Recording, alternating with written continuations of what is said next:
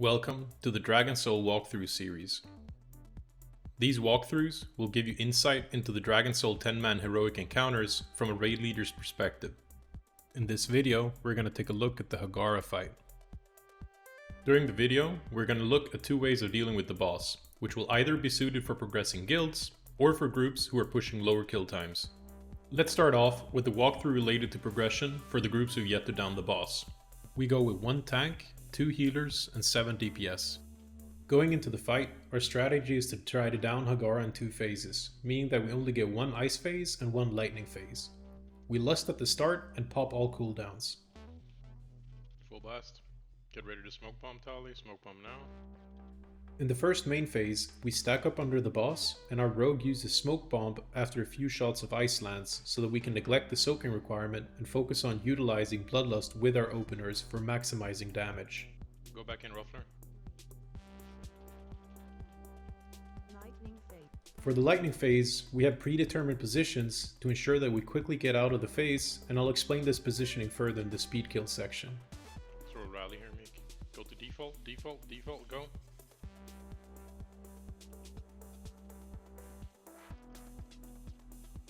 It's not the best, not the worst. Going back to the main phase, we'll now allocate our range DPS and healers to soak the ice lances, and we'll stack out ice tomb players behind the boss. Range get in blocking positions here, let's go.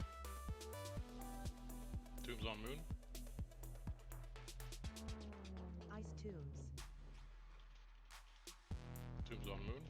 Merho. Good, and big cleave.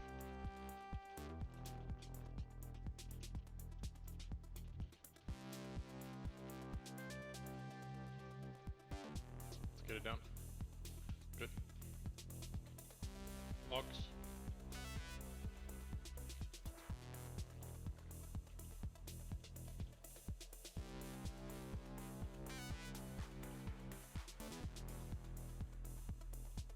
We're not getting it. Group 1 on green, group 1 on green. Ice phase. 1 on green, 2 on moon. Go. Going into the ice phase, we split our groups into 2 at the northwest and southeast corners respectively. We down 1 pylon at a time, and we dip into the water shield to get dispels and to dodge any ice waves.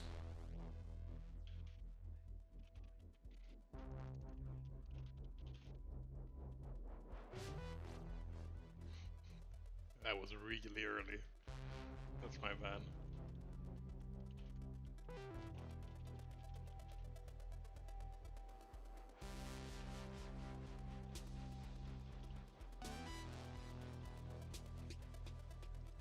Once we're done with the ice phase, we finish off the boss, but if your DPS is too low, you can simply just repeat the cycle until the boss is dead.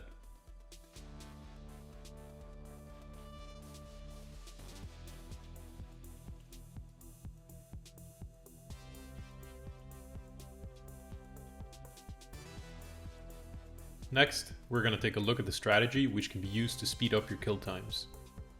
Our composition is going to be slightly different, with us going with 1 tank, 1 healer, and 8 DPS.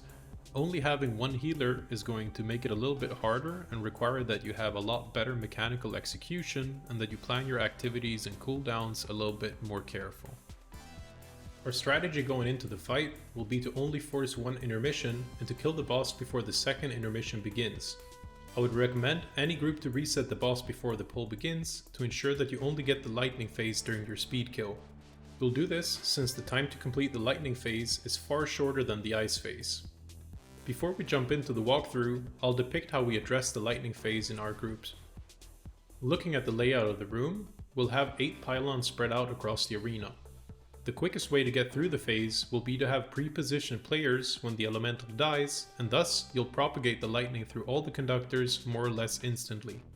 The positions to get the instant propagation have a quite high margin for error, but there are several things you can do to improve your success rate.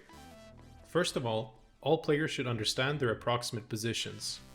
The positions can differ slightly, but I would recommend to use the markings on the ground to find good spacing. There will be 2 mirrored positions between each set of pylons and a top position which will fork the lightning to another pylon.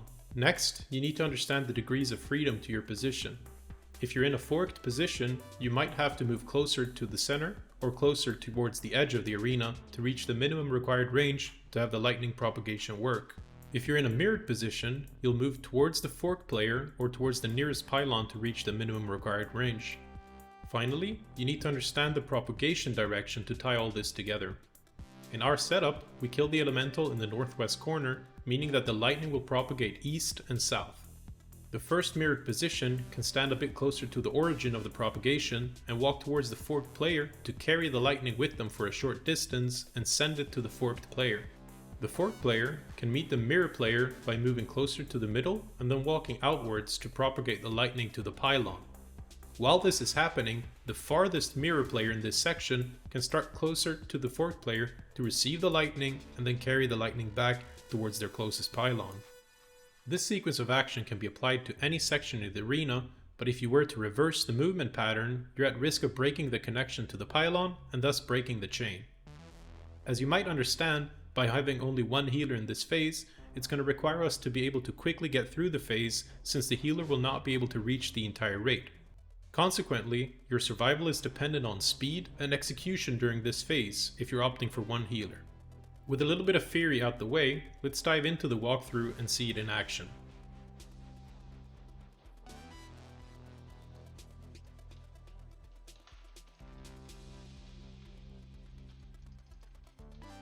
We start the pull off with Bloodlust and all our big cooldowns on the opener to maximize our DPS output.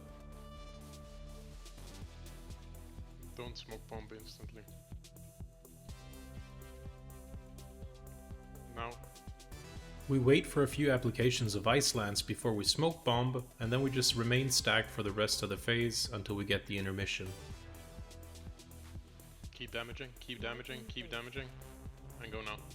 While the boss is transitioning to the lightning phase, she's gonna cast Water Shield, which gives us a few more seconds to deal damage. Go default positions.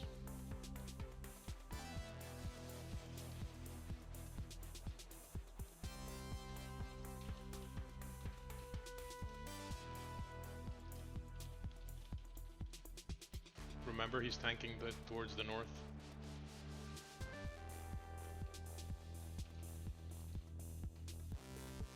Alright, sure.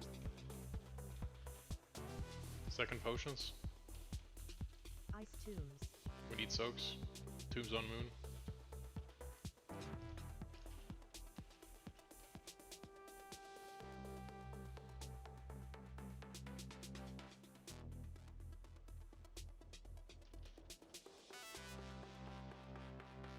Keep pushing. While pushing the boss in the main phase, we stack up the ice tombs close to the boss so that we can maximize our cleave, and we sparingly soak the ice lances just enough to keep us alive. CRM? That's fine. And that wraps up the Hagara walkthrough. I want to thank you all for your continued support over the last couple of months. Very soon, I'll be shifting my focus towards mob content, so if you enjoyed the content, please leave a like and make sure to subscribe to stay updated on new releases. If you have any requests for future mob content, please let me know in the comment section. See y'all next time.